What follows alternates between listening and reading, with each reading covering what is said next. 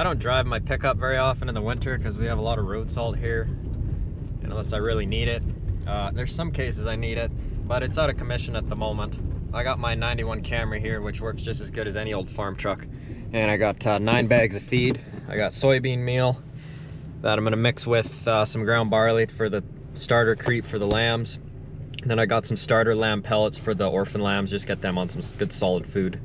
So I've kind of found the load limit for 91 Camry is about 12 bags of feed. I used to put like 12 bags of feed in the trunk, and then I took out the rear shocks because it was just a little too much.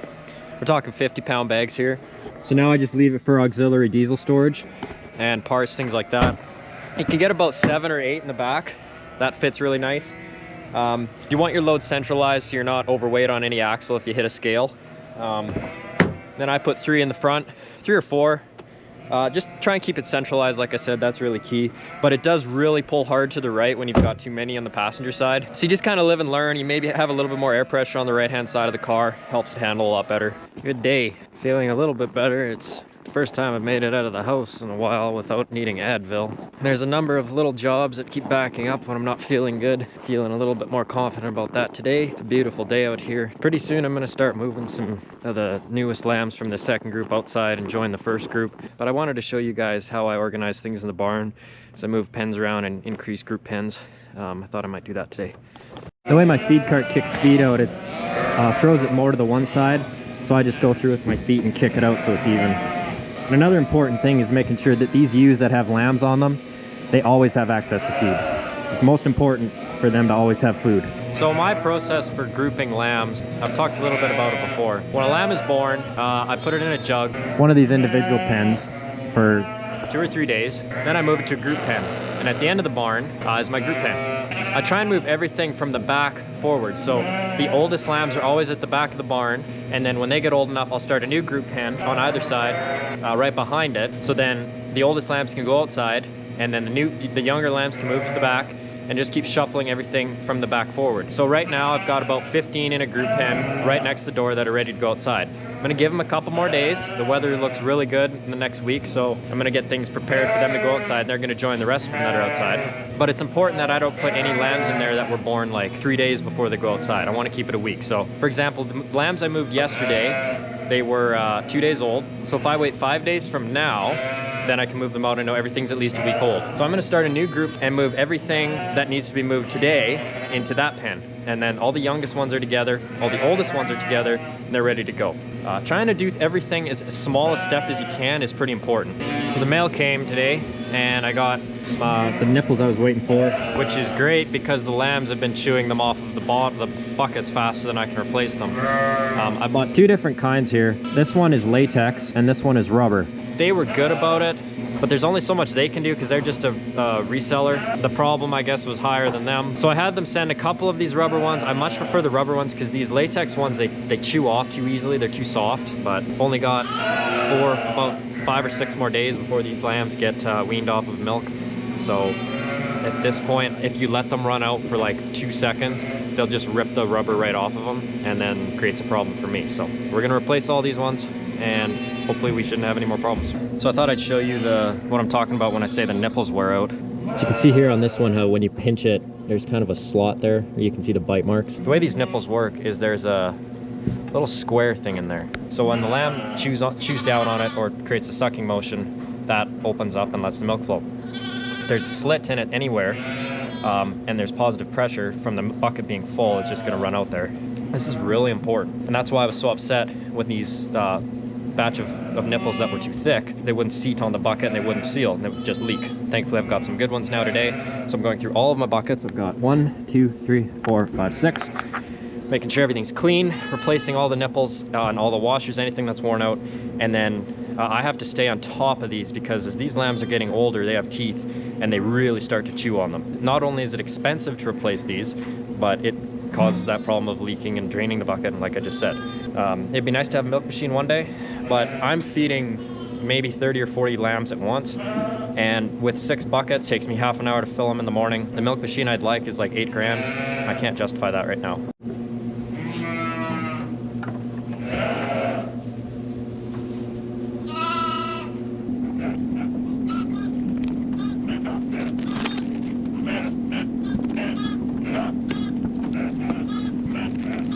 Just finished cleaning everything, on the inside at least. Filled everything with milk, now I'm just gonna fill it with water and mix it all up.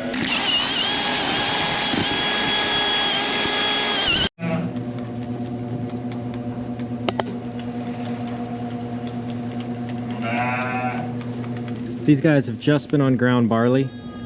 It's not super fine, it's just kind of ground. I prefer the ground stuff when they're super young.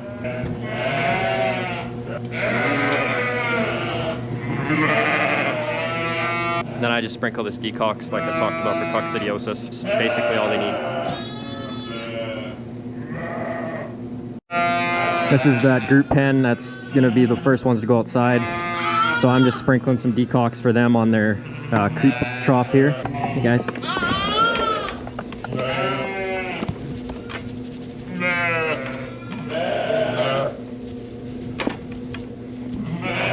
They don't need very much of it. Just a taste to build up some protection against coccidiosis is super important.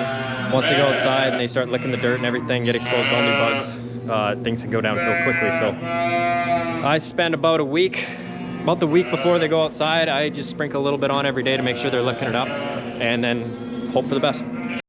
Thankfully outside we haven't had too many issues with scours / coccidiosis because the ground is staying frozen. Lambs obviously got enough in them to build up some immunity, and the weather's just been pretty well perfect for lambs outside. It's not too cold, it's not too warm. There were a couple days of mud, but for the most part it's been really good. The older the lambs are, it seems the less chance they have of getting sick. Every day you can bank without problems kind of makes it a little bit easier along the way. Well, I've been filming for a while, have yet to catch a sheep birth in action, but I think I'm about to. Just did the 100-mile dash across the yard to grab my camera. So I saw her water break, and then I saw the start of some feet sticking out, and that's a pretty good indication she's gonna give birth. So I'm gonna put her in a jug here.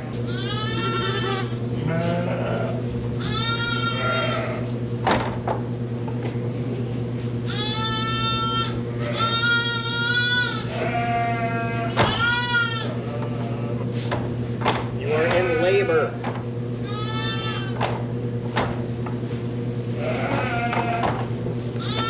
All right, you're in labor. Do you have any words? Just panic. All right, we'll go with that. This is her second time lambing.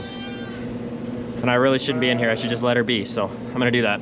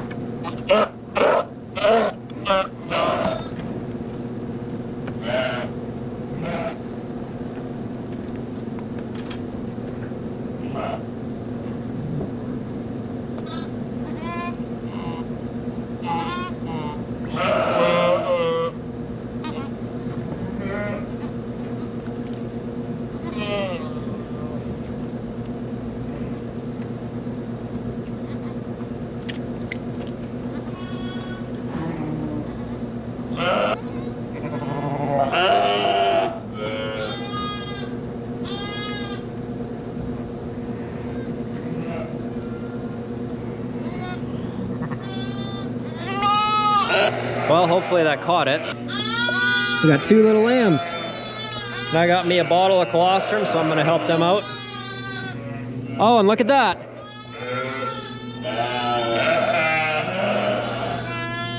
Another indication if you use lambing is if they start to paw the ground like that, they're just kind of looking for a place to settle in. This sheep is tired of being in her jug. She would like out. Do you have anything to say? Any words? Thank you for your contribution. Whoops. Oh, buddy. She wake up. Okay. So that one that had feet, she just dropped one. It's pretty small. I'm gonna guess she's probably got another one in her.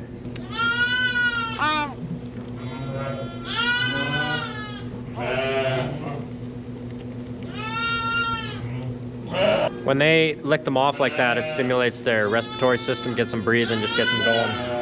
That's perfect. You want you to drop a lamb, get back up, start licking it off. Make sure that lamb is breathing right off the bat, nothing blocking its nose, anything like that. He's testing his neck muscles, just getting things calibrated. This sheep here, she had a lamb a few days ago. Could not have cared less about it when she was in the jug with it, to the point where it was almost dead. Now she is right ticked off that I pulled her lamb from her, and she is going on the truck. We don't have time for sheep like you. There is no place on this farm for sheep that don't toe the line. So with that, I'm gonna go in for a little bit. I might come out before I go to bed, just check on her, but other than that, things are looking good tonight. So it's the middle of the night right now, and I had a feeling these lambs were gonna be out of milk. And they're like 10 days from being weaned off. At that point, if they run out of milk, they'll just chew the rubber nipples right off. It wrecks everything, drains the milk into the pen, makes a mess of them, and then causes me problems. So I came out here and I was right, they were out, and I'm not gonna be back here for about 7 hours, so I just made them 2 full buckets tonight, and that should get them by till morning.